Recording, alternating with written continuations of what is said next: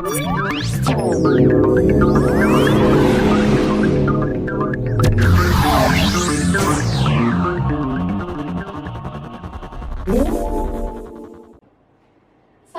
warahmatullahi wabarakatuh. Selamat datang di Informasi Podcast Himaksi. Hai teman-teman, kenalin aku Cynthia Izzy Kuma. Di podcast kali ini kita akan membahas tentang motivation for action. Berbicara tentang motivasi dan action erat hubungannya dengan anak muda.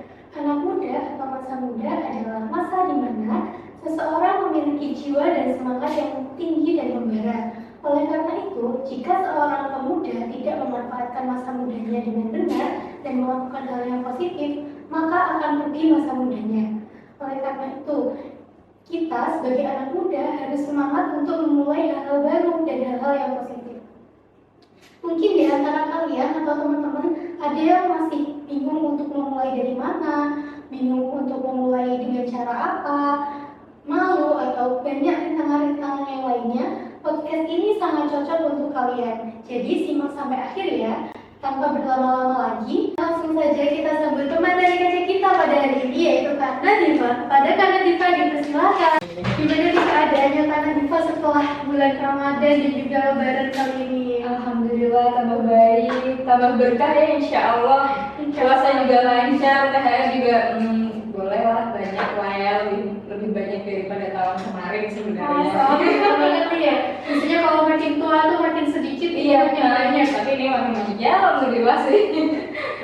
Sebelum memulai ke materi, kata patah tuh kalau gak kenal maka gak sayang. Boleh nih Kak Nadifa untuk perkenalan diri dulu ke teman-teman. Karena aku sayang sama kamu, juga karena aku sayang sama teman-teman semuanya. Baiklah, maka dari itu aku mau perkenalan. Perkenalkan, nama aku Nadifa Putri Skarati, aku dari Ilmu Hukum. Aku sekarang ada di semester 6. Iya. Oke, langsung aja ke materi. Menurut Kak Nadifa, action itu apa sih? Action sendiri itu kalau dijelaskan itu pasti panjang banget ya, kayak nggak ada habisnya nanti kalau kita ngomongin soal action itu. Tapi kalau menurut aku pribadi, action itu suatu tindakan. Jadi suatu hal yang kita lakukan untuk mencapai sesuatu.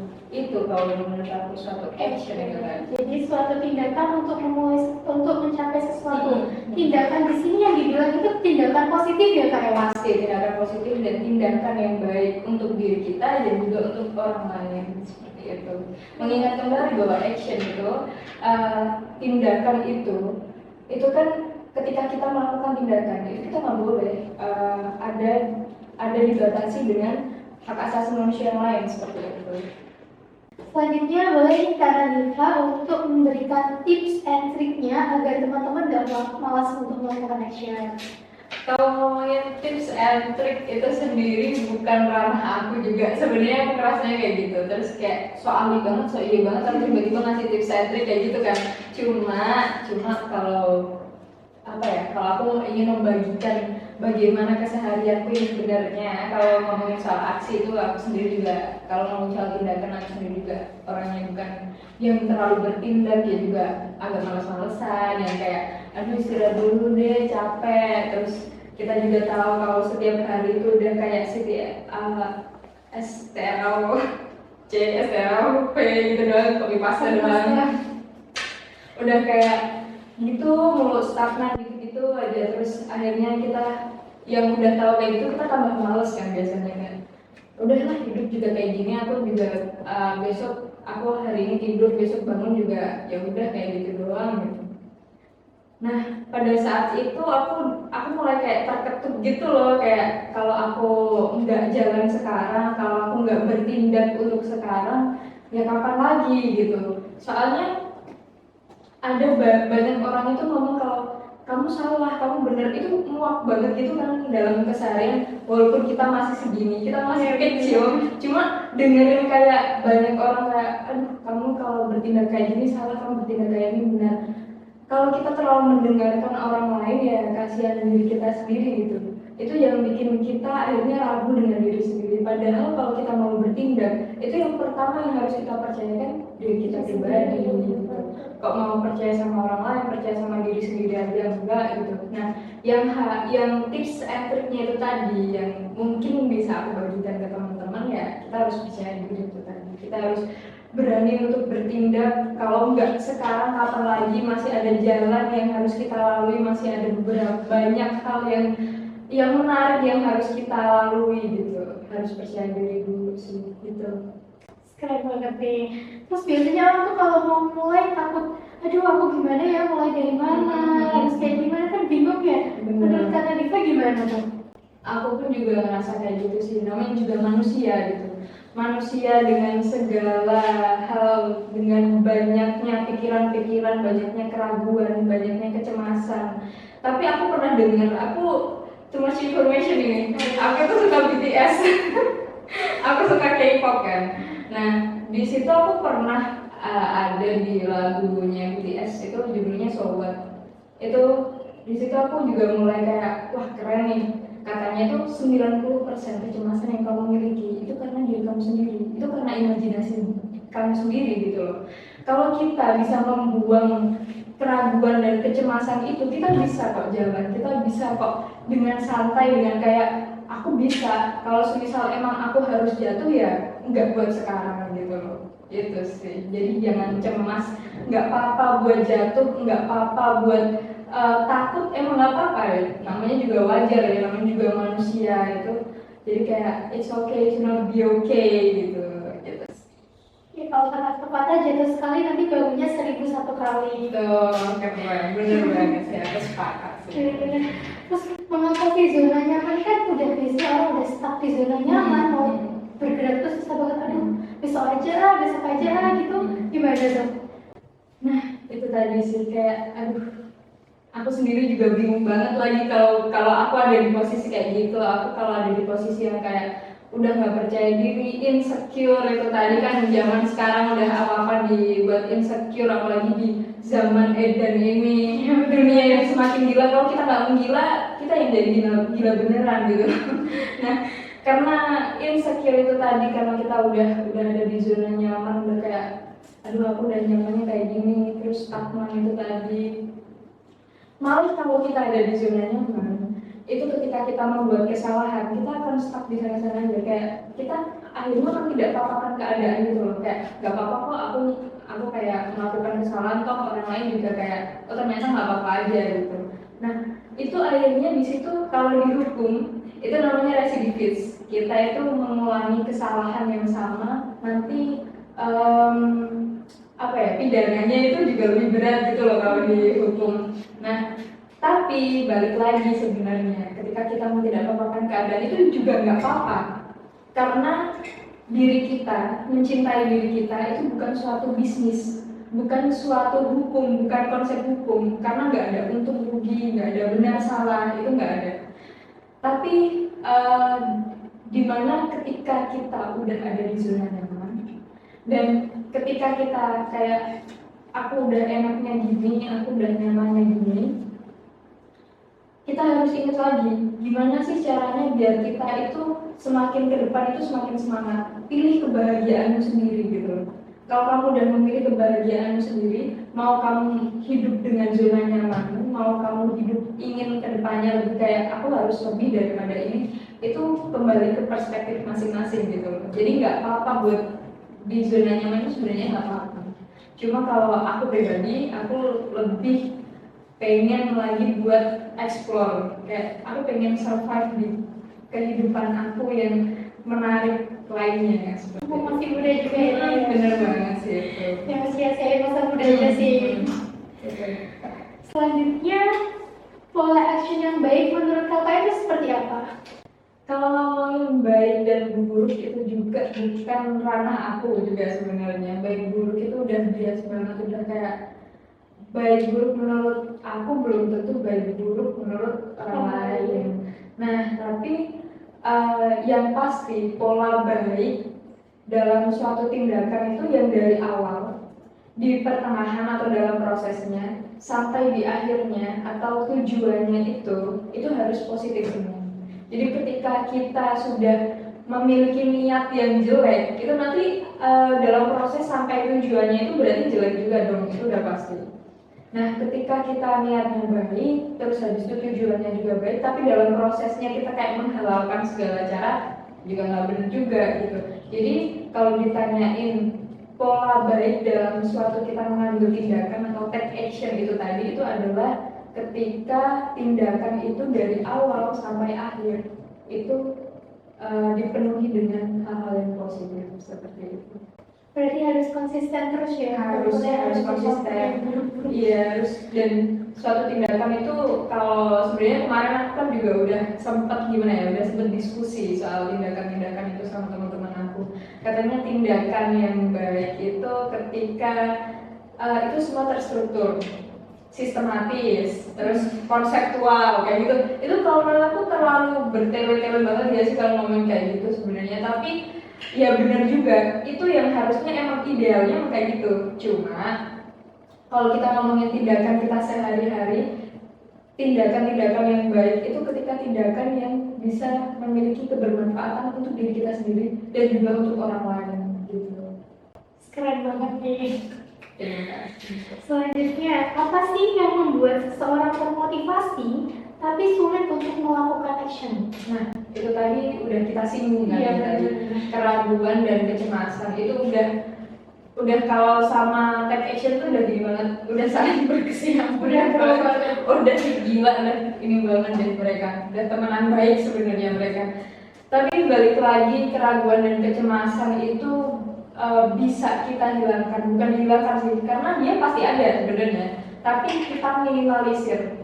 Bahkan kalau kita nggak ada keraguan dan kecemasan juga nanti jatuhnya kalau over confident itu kan nanti jadinya kayak narsistik gitu loh, kayak so iya banget kayak gitu kan, jadi juga bahaya juga. Kecemasan dan keraguan itu diperlukan untuk kita memberikan pertimbangan. Jadi ketika kita sudah mempertimbangkan dengan baik, kita itu melakukan tindakan itu juga dengan baik pula gitu. Jadi kalau semisal ada batu di jalan, kita kan selalu mempertimbangkan ini apakah dibuang atau kita loncatin aja kayak gitu. Nah itu sebenarnya ketika kita mengambil hikmah dari banyaknya hal yang membuat kita rasanya kayak udah nggak benar banget itu. Jadi kayak kesalahan-kesalahan kita itu juga sebenarnya bagian dari diri kita sendiri. Oke. Lalu bagaimana cara mengatasi rasa takut dan ragu untuk mengambil tindakan? Mengatasi rasa takut dan ragu itu juga balik lagi ke orang masing-masing, orangnya gimana. Kalau semisal aku pribadi, itu aku meyakinkan diri aku sendiri kayak nggak apa-apa kok, ayo kita bisa, ayo aku harus ngelakuin ini. Banyak hal yang pasti ingin aku lalui, banyak hal yang ingin aku tunjukkan kepada orang-orang bahwa ini aku bisa. Terus banyak hal yang ingin aku tunjukkan untuk menjadikan motivasi buat orang lain. Kayak semulia itu manusia sebenarnya. Manusia itu tadi yang aku bilang udah jatuh berkali-kali, jatuh bangun. Itu udah setiap hari itu udah kayak gitu. Tapi kerennya mereka walaupun udah jatuh tertimpa tangga pula, itu mereka udah bangkit lagi gitu loh. Jadi kayak tidak apa-apakan keadaan itu emang diperlukan. Terus kita itu biasanya kan kayak ada hari dimana ketika kita itu kayak hari yang biru kayak gitu, hari yang sangat sedih, kayak kita walaupun gak sedih tapi kita cari-cari alasan sedih. Terus kita lagi overthinking di malam hari, atau kita sedang berpikir kayak tadi pagi aku membuat kesalahan yang ini, ternyata nggak apa-apa juga. Itu nanti buat bekal kita ke depannya. Jadi kayak setelah kita memiliki bekal itu, setelah kita mendapatkan hikmah itu, kita akhirnya bisa jalan lebih percaya diri, lebih nggak takut lagi, lebih kayak aku kemarin udah ngelakuin kayak gini, aku ngelakuin kesalahan kayak gini, besok aku juga nggak boleh kayak gitu, besok aku harus lebih baik lagi. Kan selalu seperti itu manusia. Keren ya manusia. Keren banget kita sebagai manusia keren banget sih. Kayak gitu. Oke. Tapi biasanya kita tuh sering banget insecure, ragu, semuanya dibuat insecure, semuanya dibuat ragu, mau apa, takut gini, takut gitu, pasti ada aja. Pasti banget. Insecure itu udah kalau sama Gen Z itu udah kayak melekat, udah jadi jati dirinya Gen Z, apa-apa dibilang insecure. Tapi Yaitu tadi karena adanya kata percaya diri itu tadi, juga ada kata insecure. Jadi kalau semisal kita ngomongin antonim itu tadi ya, gimana cara menghadapi insecure ya harus percaya diri gitu. Nggak semudah itu emang percaya diri. Even aku pun juga harus belajar percaya diri, belajar buat ngomong, belajar buat bertindak itu tadi. Itu juga nggak semudah itu. Tapi yang bisa mengakali itu semua, yang bisa memberi memberi motivasi untuk kita itu dari diri kita sendiri, kayak gimana yang caranya kita otak-atik sendiri gitu loh. Oh ternyata kalau kayak gini itu harusnya kayak gini, ternyata kalau aku insecure berarti aku harus percaya diri. Udah, itu nanti putarnya di situ. Kayak gitu sih manusia. Keren juga itu. Aku kayak rasanya manusia gitu kita. kayak gitu sih. Menurut kakak lingkungan sendiri mempengaruhi nggak sih untuk kita bisa melakukan action? Ya pasti kalau aku ditanya apakah lingkungan itu berpengaruh, nggak cuma action aja ya, nggak cuma tindakan, apakah berpengaruh terhadap diri orang masing-masing, jelas aku sepakat banget lagi, kayak itu suatu hal yang saling berkesinambungan, berkorelasi satu sama lain. Jadi kan ada dua faktor jadi ada dua faktor diri sendiri dan faktor orang lain itu tadi, faktor lingkungan.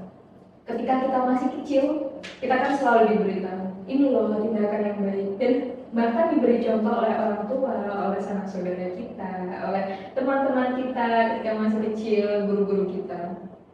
Itu kita diberitahu, ini loh tindakan yang baik, ini loh contoh tindakan yang baik, seperti itu.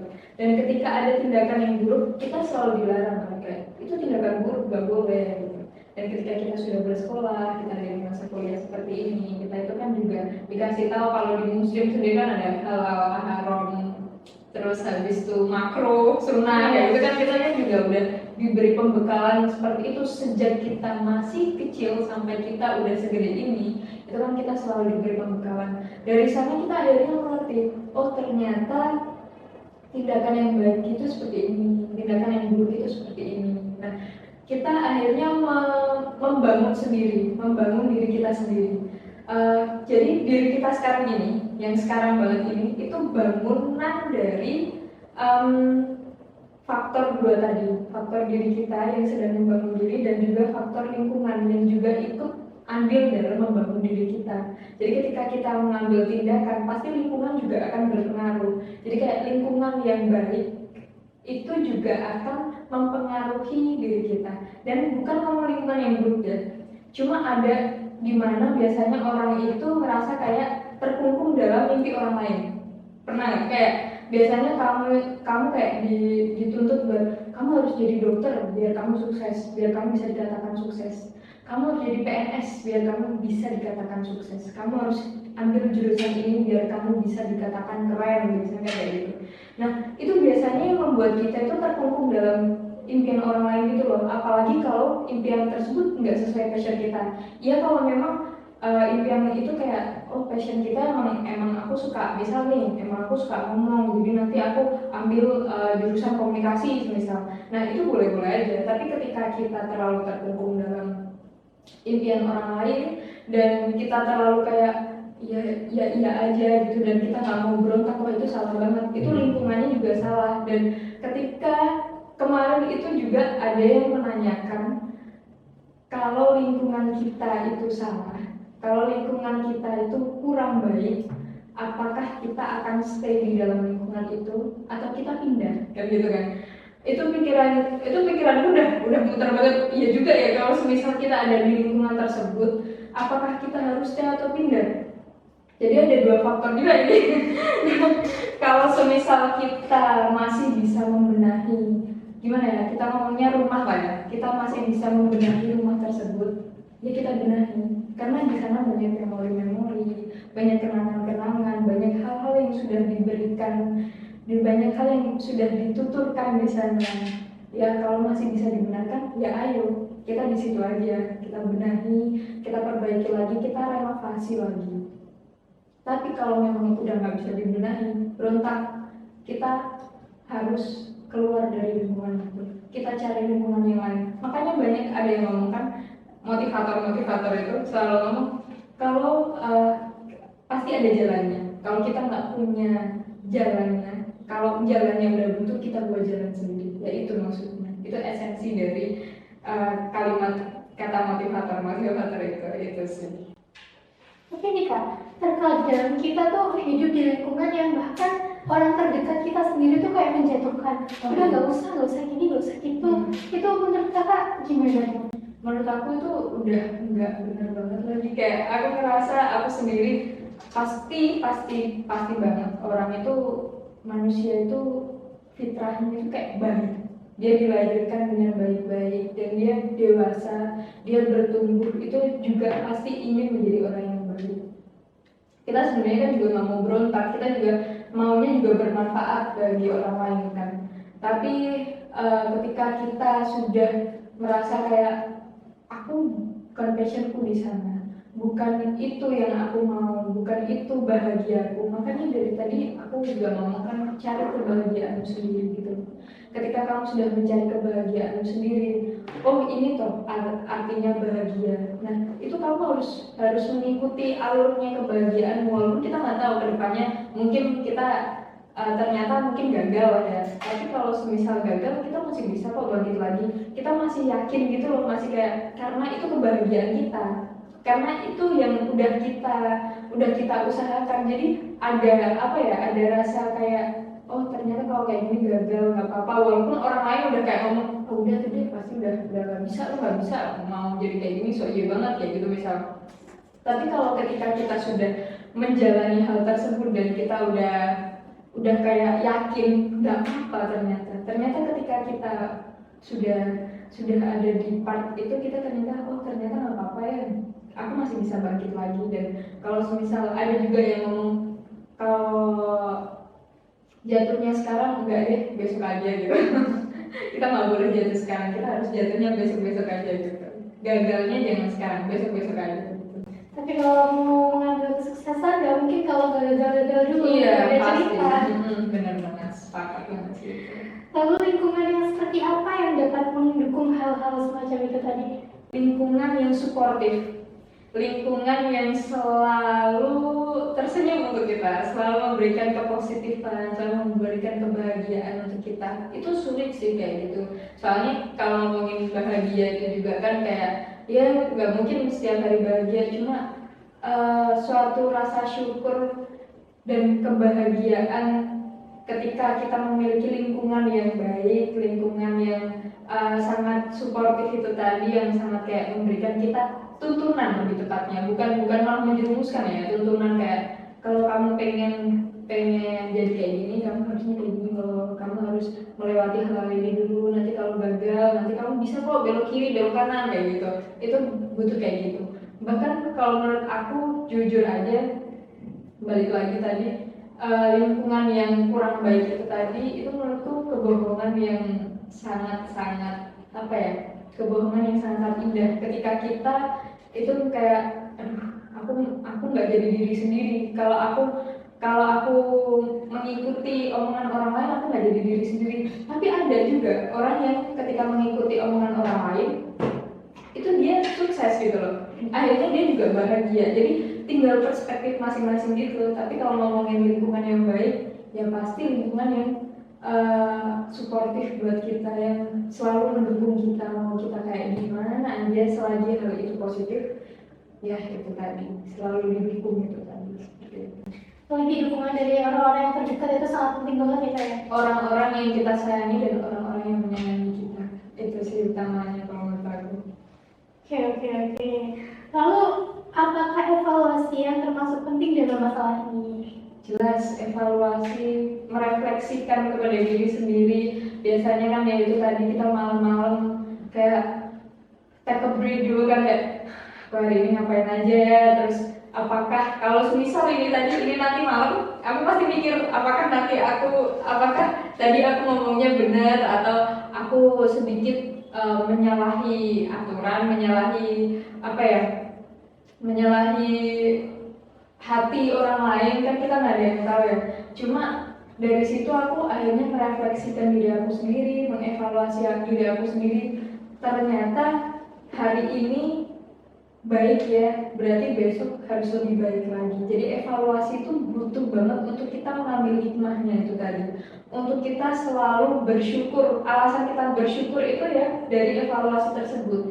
Dari kita kayak, aku tadi melakukan kesalahan ini, berarti besok kita ngambil hikmah dari kesalahan yang sama. Ketika kita sudah membuat perlakuan yang benar, berarti besok harus dilanjutkan kembali dan harus lebih baik lagi besoknya kayak gitu. Jadi kayak kedepannya mau aku dapat halangan lebih besar lagi, aku lebih yakin lagi sama diri aku. Jadi harus tetap kayak gitu terus ya. Harus kayak gitu, harus. Namanya juga manusia itu emang harus punya semangat hidup, semangat untuk selalu apa ya, berbuat positif. Banyak orang yang ini ada di mana kameranya, aku mau ini ada orang yang benar-benar deket sama aku, orang yang aku kenal dekat, itu selalu berbicara motonya bahwa ilmu adalah bukan untuk ilmu tapi ilmu untuk kebermanfaatan. Itu sih kata dia, keren ya. Itu kata temen aku sih. Nah, aku kayak dari situ yang selalu jadi moto dia itu akhirnya juga berimbas baik kan kepada aku. Nah, dari situ aku mikir kayak ternyata perbuatan baik orang lain itu berimbas kepada aku, berarti perbuatan baikku juga pasti berimbas kepada orang lain dong.